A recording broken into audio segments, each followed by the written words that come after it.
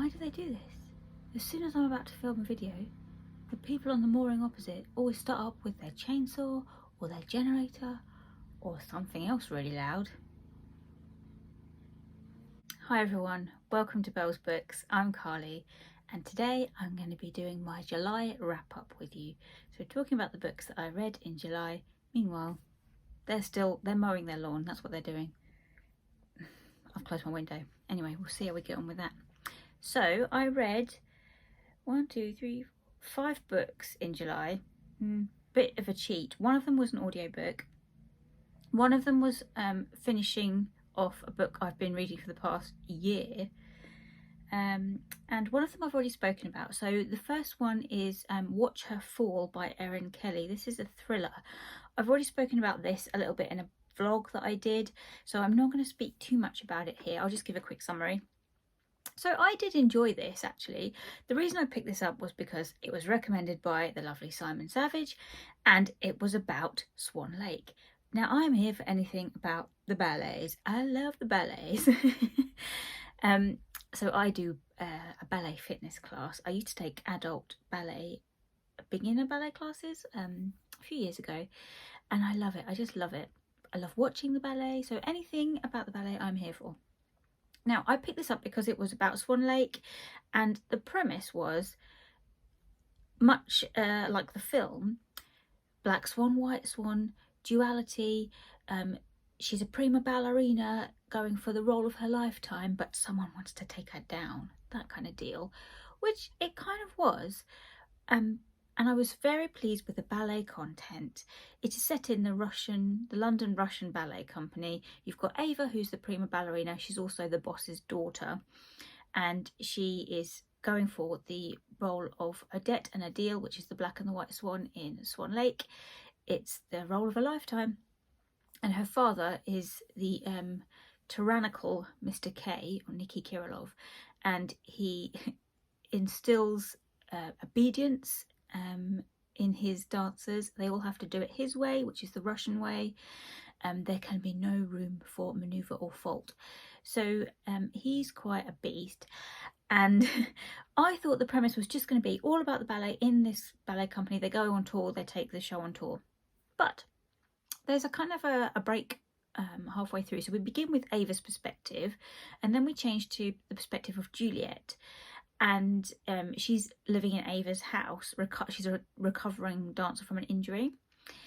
The bit that I was unexpectedly pleasantly surprised by, was that middle chunk of the book is about Juliet's experience talking to a Ukrainian, I think, security guard who is patrolling the very wealthy area that she's staying in. And that is really a social commentary on the way that society treats immigrants that come over, particularly from the EU, and the disparity of wealth between people living in very wealthy areas of London and having a lot of money, and people like barely getting enough to eat, you know, living on the breadline, working all of these hours in these terrible jobs just to get by. And it looks at the experience of the kind of illegal immigrant or asylum seekers, people just wanting a better life, but then they come here and they get a really shitty deal, and the way that they're treated. And that was really I thought that was very well done. I really liked that. Totally unexpected in what was a book I thought was going to be about ballet. And then you kind of switch perspectives again, and it kind of cuts back into the ballet at the end. So I did enjoy it. Like I say, I don't usually read thrillers. They're not usually my jam. And I thought maybe I'll try this and see if I would like to pick up another thriller. It was good, but I don't think I would. Then, like, you know, it kept me turning the pages. It was compelling. I enjoyed it while I was reading it. Will it stay with me? I don't know. But yeah, it was an enjoyable read. But I'm still not like, yeah, give me another thriller. So that was fine. The next book I read, I don't know what order I read these in. Anyway, let's get this out of the way. I'm not going to talk about this because it's a Harry Potter. I finished reading The Goblet of Fire because this has been on my bedside table for, like I say, over a year. I started reading all the Harry Potters because I just wanted to read them. And then J.K. Rowling started being an absolute that. And so, you know, I'm not going to talk about it because she doesn't need any more press, does she? They do hold like a dear place in my heart, though. These are comfort reads, as are the films. But yeah, I'm not going to speak about it. So let's put that on the floor. Will I be carrying on with the series? No, I'm kind of having a break now because I'm going for other series. I've started a new YA series, so that's replaced the comfort of Harry Potter. Now let's talk about this book, which is going to be one of my books of the year. I read this because it was, again, another recommendation by Simon Savage for the Sky Arts Book Club, and I just thought, oh, that's a small book, it won't take me long to read. It didn't. I read it in a day, which is the first time, I said this before, the first time I think I've ever done that, apart from when I was a kid and I used to like read 10 books in a day. It's the first time as an adult I have read a book in a day because it's very short, it doesn't take very long.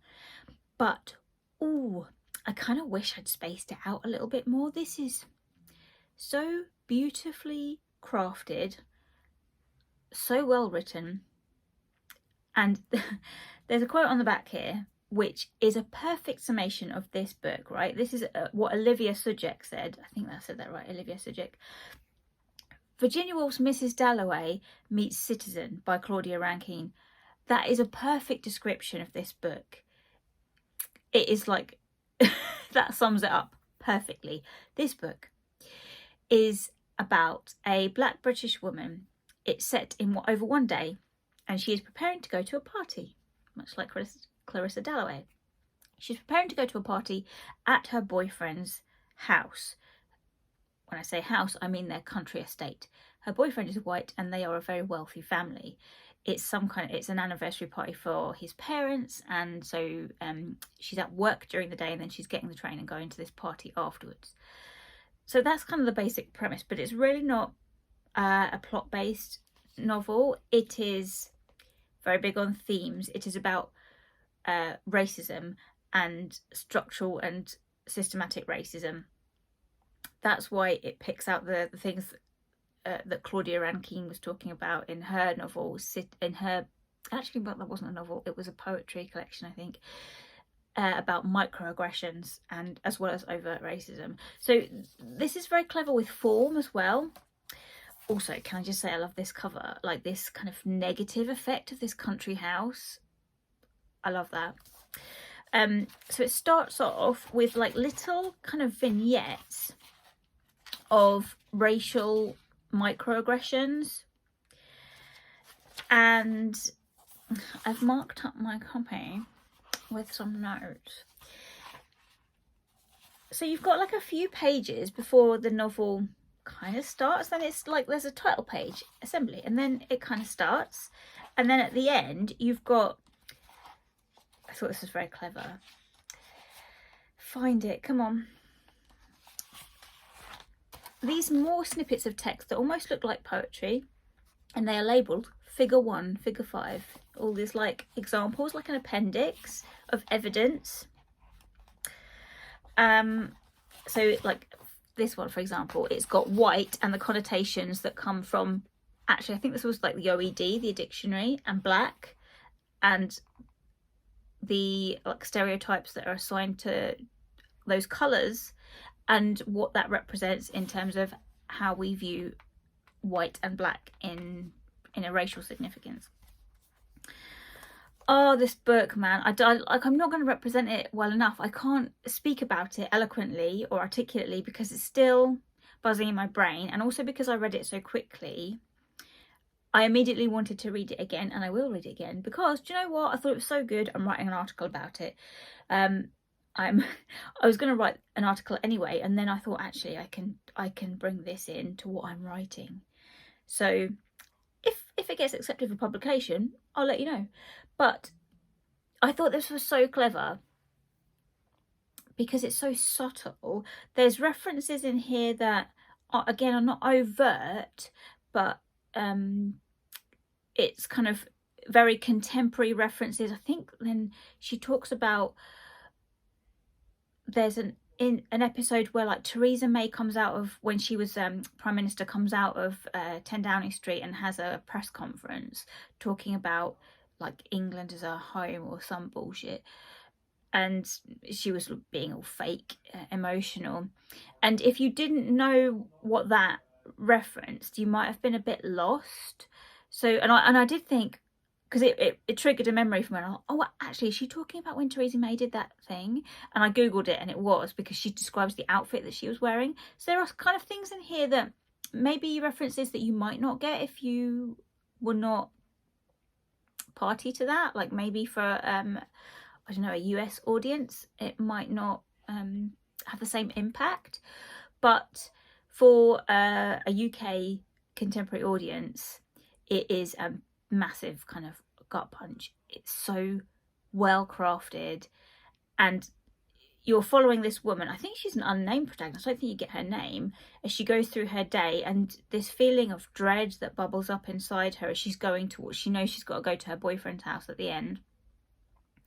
Also, I'm gonna say something about this book that might be a spoiler, so I'll put in a spoiler warning here. It happens fairly early on, so I don't think it is, but she finds out that she has got cancer. And the big point of this book is that because she's had to assimilate into this oh sorry, that's Dan having a conversation. he's at work. Because she's having to assimilate into this white, heteronormative, patriarchal, racist culture, that she's lost so much of herself because she's had to adapt to expectations of behaviour, and like even down to what she wears. There's a great little vignette in here where it describes what she's putting on. It's very like boring office clothes, like a grey pencil skirt and stud earrings. And there's so much going on in here about identity and the way that you assimilate into expectations of behaviour and identity based on those dominant cultural frameworks. And anything that goes against that is othered receives such hatred and vitriol and violence. So that threat of violence runs throughout this book, and she has spent her whole life trying to avoid it. She goes to, it's either Cambridge or Oxford, I can't remember, and studies maths. I think she gets a really good job. She earns lots of money. So she feels like, I'm doing it right because I'm doing what I'm expected to do. But the whole time she's not being true to herself, and she's receiving these always like these racist and misogynistic. Sorry, I just had to close the door because Dan is talking really loudly, and Katie just came in. Hello, Katie. Now she wants pick up, so I've got to pick her up. So I'll put this down. Oh, Katie. Oh. Okay, let's try again. So, where was I? She has had to deal with all of this racist microaggressions for her whole life, and it's finally got to a point where she's just like had enough, which is also very reminiscent of the Claudia Rankine poetry collection where I read where black women who have had to experience this all their life just get to a point where they just snap and just be like, this is enough, this is too much, it's not okay anymore. And for our protagonist in this novel, she has decided that she's not going to have treatment for her cancer, and she's not told her boyfriend that the prognosis was not clear, like she originally said to him, it's fine, I don't have cancer. So that was kind of a real gut punch when you realise what she's going to do, or what she's not going to do. She's just going to let this kill her. But there's so much in here about the legacy of colonialism and how that impacts our society in terms of wealth and class. It's such a clever book. I can't do it justice. I will read it again. It's amazing. Please go read it. Oh, Katie. Oh.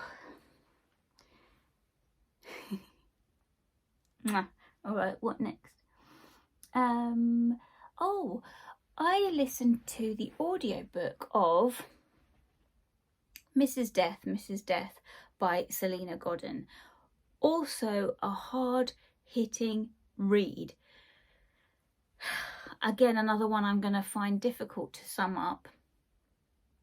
It is a mixture of poetry and prose. Now, this is one thing that I'm not sure of how it looks on the page, so I'm not sure of the format, because the audiobook is amazing. Selena Godden reads it herself. She's a performance poet, so obviously that is fantastic to hear her read her work.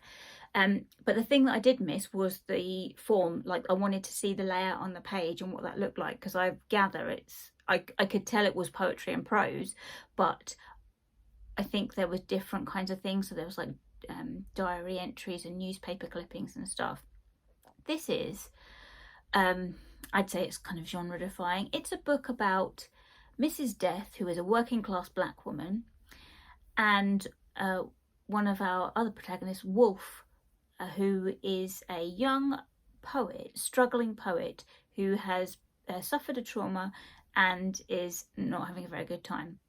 Mrs. Death recounts her life, her memoirs, through Wolf, and Wolf writes them down for her.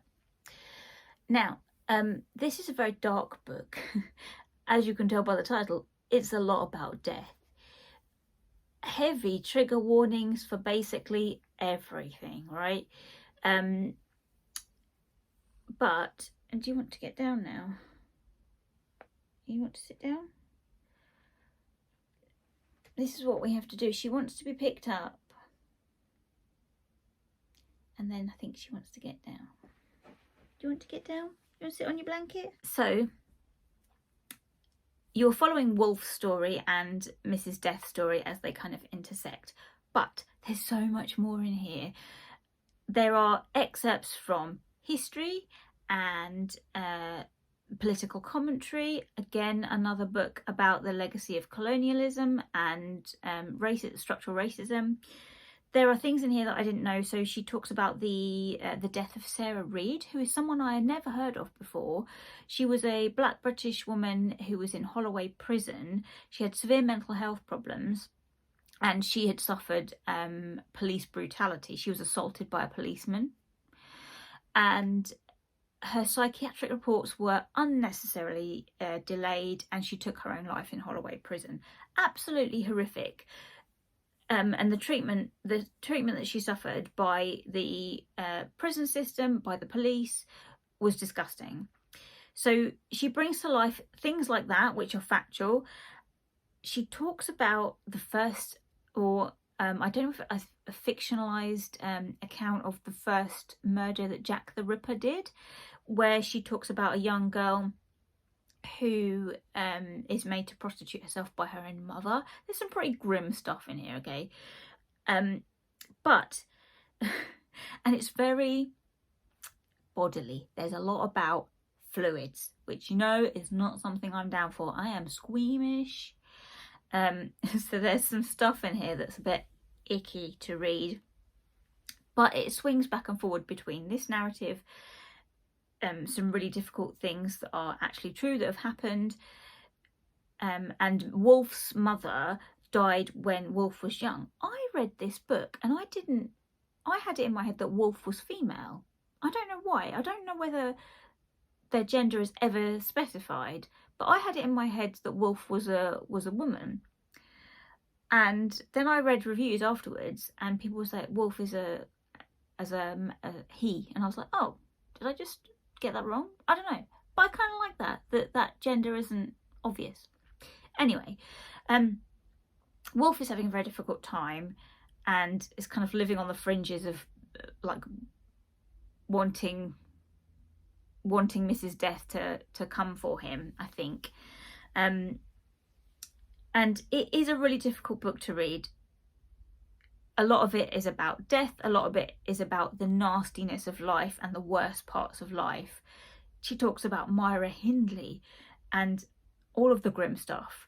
But really, at the end, I found it quite uplifting and positive, and it's not going to be for everybody, but I just love this book. I thought it was fantastic, and I do want to get a physical copy. Katie, are you going to just stop leaning or what? I do want to get a physical copy because I want to see the form, and I would like to read it now because I want to see the layout on the page. I really enjoyed it, despite it being very hard to read at some points. Would also highly recommend the audiobook. There is a lot of swears in here, a lot of swears, but also hilarious to hear her read them out. So if you like that, then check out the audiobook. I'm going to put Katie on the floor because she's just the leaning tower of cat here. And the last book I read, which I finished in August, so I'm slightly cheating, is The Deep by River Solomon. Now she wants to go out. Hang on. She's gone out. I think Dan's finished having his loud conversation anyway. So The Deep by River Solomon. This has been on my radar for a while, and I picked it up from the library, which is why it's got a shiny cover. The premise of this book is that there is a community of mermaids under the sea that came about during the transatlantic slave trade, when pregnant slaves were thrown overboard because they were deemed, oh no, he's still talking, sorry, because they were deemed not worth keeping on board, which is terrible. So the premise of this book, again, is quite dark, and I had really high hopes for this, but it didn't kind of fulfill what I wanted it to. It was like a lot of the things that I've been reading, it was very melancholy, and I knew that was going to be part of it. So we follow our mermaid Yetu, yes, that's right, who is the historian of this community, and she has to hold on to the whole history of her people that has been going for 600 years because it's so traumatic. Obviously this book is about trauma. It is about the legacy of colonialism again and the slave trade, and because that's so traumatic that they don't let all of the people in this community, or the mermaids in this community, can't deal with it, so they give it to one person, which I thought is kind of sad anyway, because that one person has to deal with it all. They have to retain all of the history, and all the other mermaids go about in kind of blissful ignorance until, like, once a year they have the remembrance ceremony where the historian imparts all of their history to them, and they remember it, go through this trauma, and then they promptly forget about it after a few days and go back to normal. So that was kind of an intriguing premise. I just felt it was lacking in terms of a little bit of the world building. It's not a very big book. I felt like it could have been longer. And also to say that the premise of this this book has come from music. It's come from a song or various songs. So it's got here on the author, River Solomon, with some people I'd never heard of because they are musicians. David Diggs, William Hudson and Jonathan Snipes, who I think are, I don't know whether they're a band or a collective that produced this song that inspired River Solomon to write this book about mermaids being born from slaves. So I knew it was going to be melancholy, but it was so melancholy. There was, like, even though there's kind of a little bit of romance towards the end. So Yetu goes through the remembrance ceremony, and then she kind of escapes because she feels like she can't keep carrying this all on her own. The weight is too heavy. So she escapes and she goes up to the surface and, like, gets washed up because she's so exhausted in a rock pool, and she stays on the surface in this rock pool for like a few days and meets some two legs, some land people, and has an interaction with them, and there is a bit of romance there, but I just felt like that was kind of very melancholy. There was no joy in this novel, and that I guess that's not the point, but I don't know, I just felt like it was lacking. It was very sad, and I felt like even when she goes back and they kind of agree to share the history, it still just felt like so sad. So yeah, I felt like I wanted more world building. I wanted to feel it a bit more. The premise is that it's deep, deep, deep in the ocean, so you don't see anything because it's all black. So I really like that, the way that she described that they feel. So Yetu says that she feels her mother speaking to her. She feels like the reverberations of people speaking through the water, and I really like that. But I just kind of wanted a bit more detail, I think, about what it was like in that deep sea, and more about like kind of their day-to-day life other than how traumatic it was. But yeah, I guess that wasn't the point. So I don't know, I just felt like it wasn't what I kind of wanted. I'm here for some mermaid stories, but it was pretty good. If you're feeling in a state where you can handle such melancholia, go for it. So some pretty sad books in July. I mean, that kind of suited me. It was fine. I'm in a pretty sad state of mind at the moment, guys, to be honest, because Katie, who was just here and has now vacated the room, is, I think, on her last legs. And you know when you've kind of got to make a call to the vets, and I'm doing that thing where I don't want to make the call to the vets, and I'm monitoring her very closely, but it's kind of breaking my heart, and I don't know what to do. It's horrible. I just hate it. I hate it. Today she's having a good day. She seems a bit better today. She has been through a few days where I've just had to permanently hold her, and because I guess, I don't know whether she's uncomfortable. I don't know. It's horrible, isn't it, when you've got an elderly pet and you have to make these decisions. I don't want to be an adult right now. So I'm feeling quite sad about that. I've been crying on my lunch break most days. So I'm here for the sad books, but also need some fluff. I need something light and fluffy, which is why I'm reading YA at the moment. So anyway, those are the books that I read this month. Talk to me in the comments below if you've read any of them, and would you like to. I don't know what my next video is going to be. I don't think I've planned it yet. Maybe I'll do a currently reading, because yet again I'm reading all of the books. These over my shoulder are my current library stack, which keeps growing. I said I need to stop getting library books out, but I've just had a notification from my library that one of my reserves have come in. Finally, The Prophets has come in for me. Yay! So I'm going to be reading that. Another book that I think is going to be quite sad. Anyway, looking forward to that. I hope you're all okay. I will see you very soon for another video. This fly. Rude. Bye, everybody.